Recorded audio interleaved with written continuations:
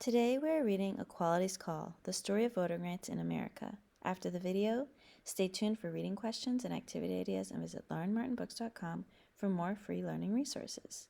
Please like, share, and subscribe to Lauren Martin Books for more read-along stories. Now let's read Equality's Call, the story of voting rights in America, written by Deborah Diesen, illustrated by Magdalena Mora. Our founders declared when our country began that consent of the governed was part of the plan. Through voting, elections, and representation, the voice of the people would strengthen our nation. In fact, though, for years the great founding ideal was extended to some and for others not real. But we heard in the distance Equality's call. A right isn't right till it's granted to all. The state set the rules about who got to vote, and your gender, your race, and your wealth were of note. White men with property went to the polls, but the rest of the people were left off the rolls. The dream of democracy wasn't yet true. There were changes to make, there was work still to do.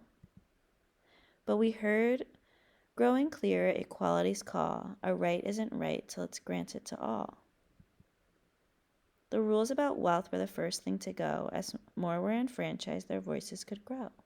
And a small group of voices was raising the fact that enslavement was wrong, an unspeakable act. Good people stood up for the truth that they knew abolition and suffrage were long overdue.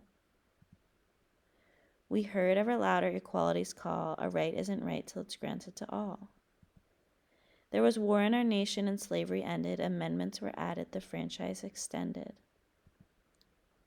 Now more men could vote, at least so the law said. Yet denial through taxes and tests were widespread, and the voices of women were mostly omitted.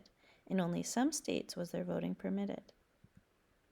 But nothing could muffle equality's call. A right isn't right till it's granted to all.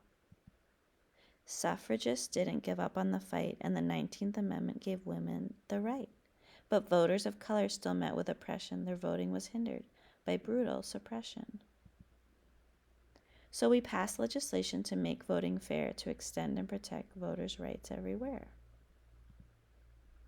We heard it, we felt it, equality's call. A right isn't right until it's granted to all. The journey's not over, the work hasn't ended. Democracy's dream must be constantly tended. But where we are now is a debt that we owe to the work of more people than ever will know. And each time we vote, we acknowledge the past, to honor our rights, to ensure they will last. For to vote is to answer equality's call, and each time we vote with them all. What did you learn about in this book? What is the main problem in the book, and how is it solved? When this country first started, who was allowed to vote? Who was then granted the right to vote first, next, then, and last?